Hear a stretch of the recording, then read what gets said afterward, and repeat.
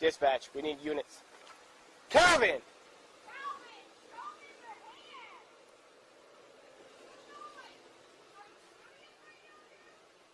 Calvin is fucking crazy.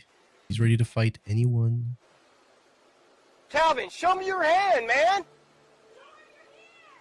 Like literally the first person who shows up. Calvin, don't do it!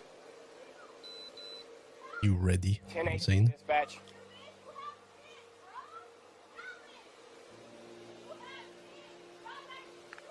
Calvin, stop, man. All I want to do is talk to you.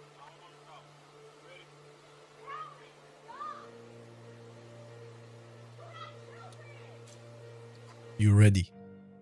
He's literally giving him the, you know what I mean? Trying to make sure he's the good guy, telling him like, okay, man, are you ready? I'm ready. Fuck you, bitch. You're an asshole with a cop. Asshole with a gun. And your ex-girlfriend's property. Harassing people.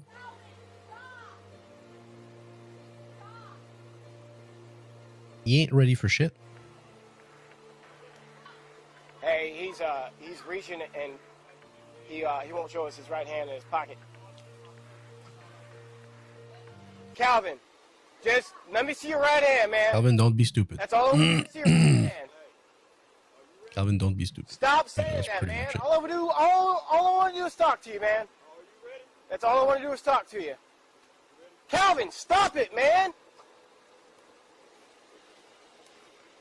I can't see his hand, Leslie. So can he not do anything because Calvin, stop it!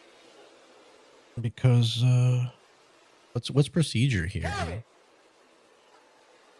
Oh, can't really shoot because he's got a hand in his pocket.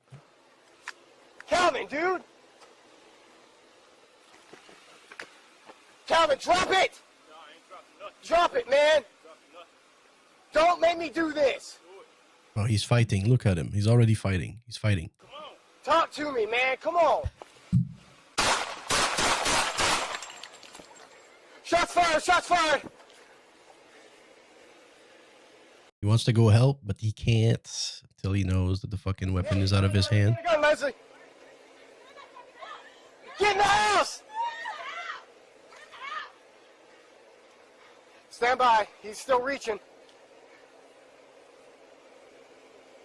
In the end of things, this guy actually had a cell phone in his hand, not a firearm. So the grand jury convened and determined the officer's actions were reasonable and justified in the moment. This guy, the perp, he didn't even end up getting charged with anything either. He did live through this, got shot a couple times for his troubles, and we got a lot of lessons to think about. Man, that's already a consequence, you know, getting shot at. One of the ways you can support us fucking have to fucking deal with your wounds. It tells the bot bullet job wound, whatever. Doing that, I'd really appreciate it. For my private citizen viewers, one of the things that I want to talk about here is that this officer is now, you know, he's stuck in a spot. It's already enough punishment to be most frank. private citizens in that he's been for being by stupid. This hey, this man is harassing me. He's threatening me. I'm scared of him, and so the officer just can't. This is so not precise. To do that, whereas a lot of private. What am I gonna do with this hunter, man? Legal, not my circus, not my monkeys. And recognize that he's just going to go over and contact this guy. But this gets into a murky area of doesn't have reasonable, articulable suspicion of crime afoot. Is there probable cause that a crime's been committed here? I don't know that I can say that. That said, it's perfectly okay for him to contact the guy. Hey, man, can I talk to you for a minute? Whatever. And because, hey, I want to tell you, man, this isn't cool, whatever. And then he asks the guy to show him his hands. Now, I'm going to say this. That when you go from, hey, can I talk to you for a minute, to show me your hands, now you've been given a command. Now we're not in a consensual encounter anymore. Now we are in a detention. And again, is it reasonable for an officer to say, hey, can I ask you please to show me your hands? I think that's pretty reasonable. But recognize that this is not a consensual stop at this point. That the officer has said, no, I'm going to contact So this is just higher quality and it about what he's doing here. And helps recoil. Is it ergonomic for him to do that? Yes. Does he need a good bright light to see what's going on with that guy? Also, yes. And now the guy starts to be non-compliant and say, "Nah, man, 50,000 for a silencer." And now we have a big significant problem.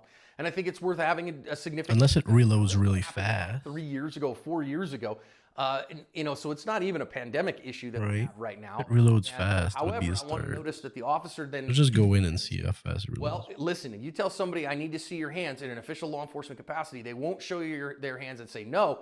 Now you've got a problem, and that is definitely a reasonable officer would think that bad things are coming from that guy's hand right now, and so it's reasonable for an officer to get a gun in his hand. Now, he's using his pistol-mounted light here. I think the pistol-mounted light is great, but I also think you want to be very cautious here and get a high-quality pistol-mounted light so you don't have to actually have the gun pointed at the guy in order to see him well. Now, of course, there's a whole bunch of discussion here, and I want to note for my law enforcement viewers, is think about his mindset. You're going to have to identify this very quickly. You notice he is non-compliant, he is low emotion, not high emotion, and I don't know if his thinking is contaminated or not, but it doesn't sound like it is. So a clear thinking, low emotion, non-compliant What's a contaminated thinking? Is probably the most dangerous person to a law enforcement officer, because those are the ones who... Oh, that's semi-auto. This guy. So whatever. All that going on in the officer's mind, he gives him every opportunity. Now, of course, that said, I would say, hey, you got to kind of change things up a little bit, not get trapped in a verbal loop. Now, the guy here is saying, I don't want to talk. Okay, man, I get it, you don't want to talk, but we are long past the consensual encounter at this point. But what I really do want to kind of think about is, I know people are going to say, well, you know, why didn't the guy just walk away or whatever? I'm going to tell you, by this point, we are long past that. This guy's now threatening the officer. Did he have reasonable suspicion that the guy didn't belong on that property? Yeah, he probably did. And so did he have the right to investigate? Yes, he probably did. But again, these are those kind of things where there are these gray areas about what's going on. And that's what makes law enforcement so stinking difficult, and why I'm so grateful for them for doing their job. Now, in the verbal de-escalation strategies, I really would encourage you, again, to think about getting out of the verbal loop if at all possible. Don't do it, man. You don't want to do it. Don't do that. You want to first make contact. So again, the first thing we have to do in order to influence behavior is to make contact with him. That means actually getting in contact with him, not just saying his name. So he said his name, Calvin, Calvin, Calvin, Calvin, Calvin, so many times, but it didn't help. So again, hey man, my name is Brian. I'm here to help you, bro. I want to talk to you. It's clear you've been through a lot tonight. So when you can make contact, the guy is talking back and forth to him a little bit. Cool. Now we got to build rapport if we can. Now, of course, the officer is doing his best to keep the car in between them and get him to comply in that moment. But in order to influence the behavior when you can, and while you maintain that discretionary time, I think that is very, a very good thing to do. Make sure you're thinking about, get out of my verbal loop. Let's see if I can make contact with this guy, build some empathy, build some rapport, and from that start to influence his behavior. Tell me what's going on tonight, man. I just want to talk to you, want to help you, want to help her. You know, I'm here to help. My name's Jim. Don't put this on me, bro. Let's not do this tonight, because I got to go home to my family too, so you and I, let's get together. Now, you see him, he says, no, I'm not dropping anything. Now, we're going to see now why all the action goes down, so we got to see it. So this right here is where the officer then starts to say, okay, what's going on with this guy? And he doesn't want to shoot him. And you heard him do that many times. This is just faster, isn't it? You got to recognize he has to protect his own life as well. And so watch what happens here. I've slowed it down just for the sake of time. Watch how he comes out right here. And this is the view that the officer gets.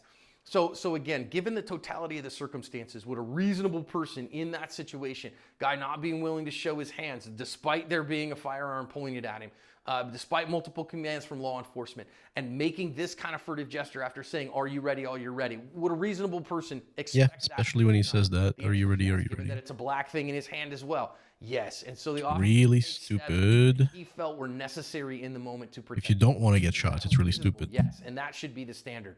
I know California has recently changed that standard from reasonable to necessary. I still think this meets that standard. He had to do what he had to do in the moment because of the furtive gesture of whipping that out after multiple attempts and those kinds of things. So this is a hard outcome. It's not an ideal outcome, but I think the officer did a pretty darn good job here. He was doing a good job with the lady in the beginning of this, trying to solve a problem for her and help her, which is what this is pretty slow. Law enforcement officer to help keep her safe. And then he did a pretty good job. It's like really slow. Talk to this guy and to not have to shoot him. But remember, the perp's actions are going to end up being important enough that they get to be determinative in the way that these things go down. So last thing, of course, for everybody as well, let's make sure that we get our friends and families the kind of social services and emotional support and those kinds of things that they need before we get into crises like this, before we get into the kind of stalking behavior that can end up with these kind of police encounters. That's the kind of change our culture needs. And this isn't a law enforcement problem at all. I think the officer did the best he could in this instance, protecting himself and covering his ass. Right. Anything else we want to try? Oh, hell yeah, we want. This is pretty fast. This Republicans block the January 6th commission. Donald Trump's big lie has now fully enveloped the Republican Party. Only 6 Republicans vote for an independent panel to investigate the assault. What is this narrative, man? Donald Trump, he's gone, spent so much time. I think the What is this narrative? goal of our Democratic friends is to keep relitigating in public what happened back on January 6th. What this vote says about our democracy. I'll talk to former Republican Congresswoman Barbara Comstock, who spent the week unsuccessfully lobbying Republican senators, and Democratic Congressman Jason Crow of Colorado. Plus, the Wuhan lab mystery. We cannot exclude the possibility of some kind of a... Such music, too. It's so stupid. Right? It's super dramatic music. Growing concerns that the coronavirus leaked from that lab in Wuhan, China, prompt President And the imageries, too. Biden to order a new U.S. intelligence investigation. This is not reporting. We need to get to the bottom This is of this, whatever the I end. wouldn't call it a news piece, but Yesterday is too little and too late. My guest this there's a lot of work National put Security into Advisor this Daphne shit. Ottinger and A lot of narrative driven. Dr. Peter Hotez of Baylor University. And the anniversaries of 2 racially charged events, the murder of George Floyd and the 1921 Tulsa Race Massacre. How the Floyd case and its aftermath may have helped a nation acknowledge what happened in Tulsa 100 years ago. Joining me for insight and analysis are NBC News White House correspondent Jeff Bennett, former Obama deputy campaign Pretty slow, manager huh? Stephanie Cutter, Aisha Roscoe, White House correspondent for NPR, and former White House political director for George W. Bush, Sarah Fagan. Welcome to Sunday. It's Meet the Press. From NBC News in Washington, the longest-running show in television history. This is Meet the Press with Chuck Todd. And a good Sunday morning, and I hope you're enjoying this Memorial Day weekend wherever you are. And you Mosin, can by the be way, same somewhere thing other here. than your house. If Friday's Senate vote on an independent commission to investigate January What do you want me to do, man? You want me to be somewhere else than my house? What do you want, failed Chuck? and failed big time. Link. Republicans managed to block the commission, even with 54 senators voting for it.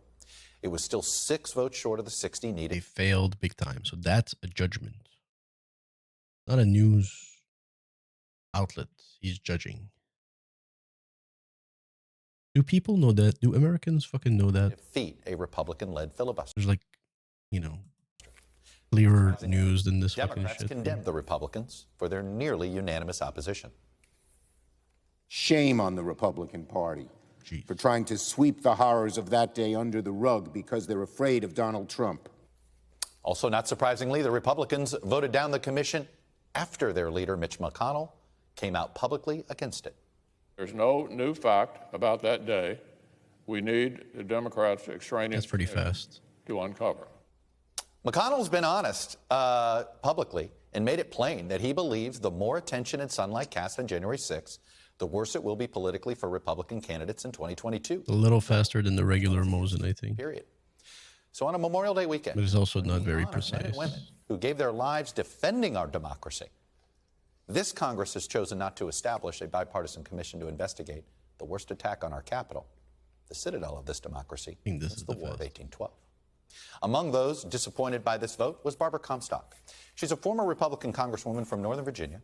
She was shepherding a group that was lobbying for this panel. The group Something like included that in terms of speed. girlfriend Brian Sicknick, the Capitol police officer who died as a result of the January 6th assault, and 2 other officers. Barbara Comstock joins me now. Barbara, welcome back to Meet the Press. Let me start with, I want to put up the statement that Gladys Sicknick put out before you guys started your meetings on Capitol Hill. And she said, I suggest that all congressmen and senators who are against this bill visit my son's grave in Arlington National Cemetery. And while there, think about what their hurtful decisions. And that he almost supported it as his family voted for it for a couple of months, and it really wasn't. Partisan? Is that a word you guys use?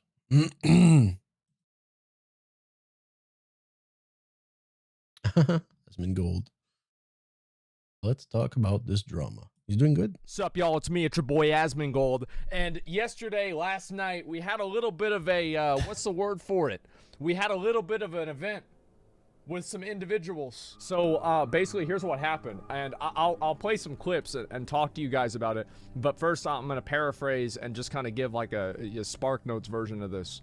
So you guys know Adin Ross. Like I've talked about him before. I like Adin Ross. I've said this before because like Adin Ross reminds me of me and from fucking 10 years ago. So Ludwig and Soda and Nick were talking about Adin, right? And they were talking about him as like kind of. They said, "Well, let me find the clip." So this is what started it all. Yeah. Okay, his viewers are like the kids in high school who want to be cool. Don't disrespect my viewers like that. You guys literally have fucking Hall of Fame nerds, Hall of Fame threats in your chat that spam poggers, Omegalo the entire stream, bro. You guys are unfunny streamers. You guys are not funny, bro. You guys are not funny at all. Fat, pimple-faced, four-eyed people with social problems. Shit. Watch you guys, bro. Need bread. Need to go get. Hold on. Here's what I'm trying to say though.